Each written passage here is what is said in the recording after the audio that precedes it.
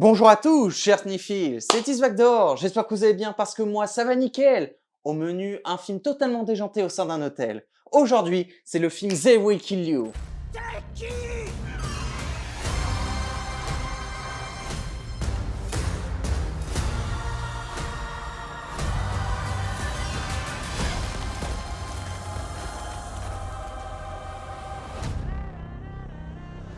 They Will Kill You est un film d'horreur et d'action sorti le 25 mars 2026 et réalisé par Kirill Skolov, qui est connu pour avoir réalisé What Do You Just Die ainsi que Arrache et Jette. Nous suivons l'histoire d'une jeune femme qui va devoir survivre toute une nuit au Virgile, le repère mystérieux d'une secte démoniaque qui se révèle rapidement être un piège mortel. Les adeptes, eux, comptent bien faire de la malheureuse leur prochaine offrande. Dès les premières images, j'avais tout de suite compris que ce serait un film what the fuck.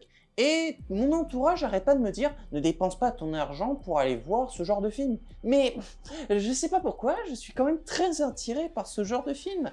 Oui, vous avez pu le voir avec certaines critiques de cette chaîne, mais j'aime bien découvrir toutes sortes de films, dont certains, on pourrait se poser des questions, mais il y en a certains, on peut avoir de réelles surprises, et celui-ci, dans l'ensemble, cela reste une surprise plutôt plaisante. Bien évidemment, je vais vous dire ce que j'ai aimé ou pas tout au long de cette critique, et comme à chaque fois, on va d'abord commencer sur sa narration. On perd pas de temps, allez, let's go! Bon, je vais pas passer par 40 étapes, oui, le scénario de ce film est très particulier. Mais après, c'est quelque chose qui n'est pas réellement nouveau. Enfin, en termes de folie, on a connu pire. Mais celui-là a quand même le mérite de proposer une histoire qui reste quand même intrigante, qui nous tient en haleine dans le suspense tout au long de l'histoire, avec au fur et à mesure des révélations qui fonctionnent pour certaines et d'autres un peu moins. Mais dans l'ensemble, le film est assez surprenant, je dirais même imprévisible la plupart du temps, parce qu'on ne sait jamais réellement comment cela va se dérouler. La narration a une construction assez simple, mais aussi légèrement prévisible.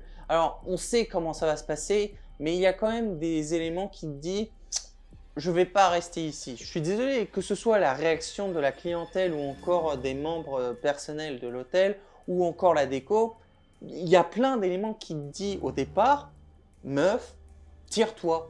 Comme le dirait Gandalf, fuyez, pauvre fou. Bon, après, oui, on a compris ses motivations, mais tout de même, il y a quand même des éléments qui te disent que ça va pas se passer comme prévu. Au-delà de ça, pour ce qui s'agit de sa direction artistique dans l'ensemble, alors, pour le côté sanglant, je trouve qu'ils sont allés dans un délire assez poussé. C'est-à-dire que j'ai déjà vu des films sanglants. Par exemple, cette année, je vous ai présenté le film Primate.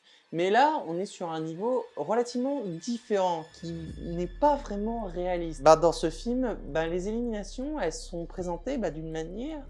Je sais pas si je suis le seul à avoir pensé ça, mais j'ai trouvé les éliminations assez comiques, assez surexagérées. Mais quand tu regardes les morts dans ce film-là, là, tu te dis qu'ils ont poussé le bouchon un peu loin, parce que je sais pas pourquoi, on a une impression assez comique sur les morts. C'est-à-dire je sais pas, il donne une impression où ça a l'air exagéré, ça a l'air poussé dans un truc qui fait que ça doit faire du mouvement, ça doit faire du bruit, dans le sens où ça doit faire réagir les gens. Après, il y a aussi un excellent jeu d'ambiance, notamment avec des mouvements de caméra, des effets comme un effet au ralenti qui fonctionne vraiment très bien et qui propose quand même un film avec une certaine mise en scène et qui fonctionne pour ma part. Personnellement, j'étais surpris de voir un mouvement en travelling qui avançait comme ça et qui faisait une sorte de 360 degrés sur l'héroïne. Moi, j'avais trouvé ça relativement très sympa. Ou un autre plan dans lequel on voit notre héroïne faire une action en ralenti qui est plutôt assez plaisante. C'est vraiment un petit défouloir. Alors oui, les effets pour certains peuvent considérer comme de l'exagération, mais dans l'ensemble, ça reste crédible pour le contexte, pour ma part. De plus, il y a quand même d'autres qualités à souligner, que ce soit le sorte de huis clos qui fait une ambiance dans lequel on est restreint, on est enfermé, que ce soit les décors ou encore le chara design des personnages qui fonctionnent aussi bien, Franchement, dans l'ensemble, il y a quand même eu du travail et ça se ressent. Pour le cas de la musique, c'est Carlos Rafael Rivera qui est responsable des compositions de ce film, qui a également composé Mr. Spade, Ezra, ainsi que celle de Ballade entre tombes. Dans ce film, la musique fonctionne surtout comme un outil de tension plutôt que comme un simple accompagnement narratif. Elle repose sur des textures sonores minimalistes, des drones et des basses profondes qui installent un malaise diffus tout en évitant les mélodies trop identifiables. Ce choix permet de maintenir le spectateur dans un état d'attente permanent où l'angoisse n'est davantage de la suggestion que de l'action directe. Le film utilise aussi le silence de manière stratégique en retirant parfois presque toute musique. Il met en avant les sons du quotidien et renforce l'impact des moments de suspense. Enfin, la musique se synchronise parfois de façon indirecte avec l'image, créant un décalage qui anticipe ou prolonge la tension plutôt que de la suivre strictement, ce qui contribue à faire de la bande sonore un véritable moteur émotionnel du film. Et au niveau des personnages, pour ce qui s'agit de l'héroïne, ça reste littéralement un Jason Statham qui essaie de massacrer tout le monde, mais ce qui n'a pas été résumé dans les bandes annonces ou encore dans le résumé, c'est que l'histoire va également suivre cette héroïne qui est au passage la sœur d'une jeune femme qui s'est retrouvée mystérieusement disparue dans cet hôtel et qu'elle va essayer de la retrouver. Leur relation est assez ambiguë entre rancœur, regret et une évolution d'une sorte de fraternité entre sœurs qui se restructure avec les épreuves qu'elles vont devoir affronter au fur et à mesure de cette nuit au sein de cet hôtel. Je trouve que c'est mis en avant, mais de manière assez précipitée. Alors, on me dira que vu les conditions, c'est normal que, vu le stress, vu toutes les émotions qu'elles ont connues durant cette nuit, il y a des choses qui les poussent à réparer des trucs plus rapidement. Mais je sais pas pourquoi, bizarrement, la relation, ça m'a pas réellement intéressé. Alors, il y a eu peut-être 2-3 moments mignons, mais sans plus. Mais encore, pour moi, ça a surtout été un vrai divertissement de voir une furie qui se défoule sur une tonne de personnes. Après, pour les autres, il y en a certains qui ont des interactions plutôt drôles. Il y a quand même un peu de profondeur pour un des personnages qui souffre un peu de la condition dans laquelle il vit au sein de cet hôtel. Mais ouais, dans l'ensemble, je sais pas, on n'a pas réellement le temps de s'intéresser au total à tous les personnages proposés. Déjà que la relation entre les deux sœurs est particulière, si en plus on essaie de s'intéresser aux autres personnages qui nous est proposé, au final, on trouve aucun intérêt aux personnages proposés dans ce film. Ce qui fait que la note du casting est d'environ 2 étoiles sur 5.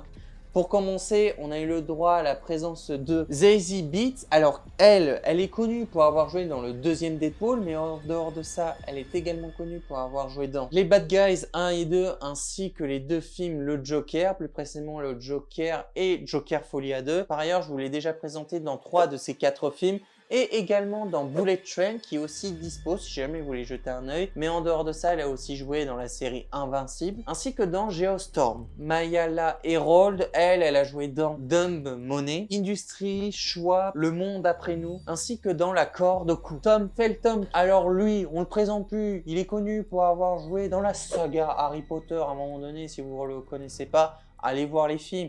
Mais en dehors de ça, il est aussi connu pour avoir joué dans La Planète des Singes, Origine. Patricia Arquette, elle a joué dans True Romance, Human Nature, Boyhood, La Morsure du Lézard, ainsi que dans le 4e Toy Story. Heather Graham a joué dans Feu de Glace, Crime 2, Very Bad Trip 1 et 3, ainsi que dans Boogie Nights. Patterson Joseph, lui, a joué dans le film Wonka, Boy Story, Tameless, Pipe Show, ainsi que dans Safe House. Pour conclure, The We Kill You, j'ai pas passé un mauvais moment. C'est un film moyen, certes, mais quand même assez divertissant. C'est un bon divertissement dans l'ensemble, avec une narration qui fonctionne quand même bien, une relation entre des personnages, plus précisément pour l'héroïne avec sa sœur, qui reste quand même correcte, on va dire, et une narration qui combine bien un soupçon d'horreur et de divertissement action, on va dire explosif dans l'ensemble. Mais c'est vrai que concrètement, ça ne va pas plus loin. Mais si vous voulez vraiment regarder un petit film entre potes pour vous changer les idées, je vous recommande celui-ci. Je pense que vous pouvez quand même passer un bon moment. Et ce qui fait que pour moi, je trouve que le film They Will Kill You est un film qui mérite la note de 13,5 sur 20. Voilà les amis, c'est la fin de cette vidéo. J'espère que ça vous aura plu. N'hésitez pas à me dire dans les commentaires ce que vous avez pensé de cette vidéo, mais également donnez-moi des conseils de films ou de séries à faire en critique ou d'autres concepts de vidéos. Si vous voulez voir autre chose un jour sur cette chaîne, voire même d'autres jeux, si vous voulez voir d'autres let's play, voir d'autres critiques sur la chaîne. Mais en attendant, je vous invite surtout à vous abonner à ma chaîne. Ce sera un énorme soutien pour moi de liker cette vidéo comme toutes les autres et de partager ma chaîne avec vos amis, avec votre famille ou avec qui vous voulez. Et on se retrouvera très vite pour une prochaine vidéo critique, réaction ou jeux vidéo. Et sur ce, je vous dis à la prochaine et salut. Bye.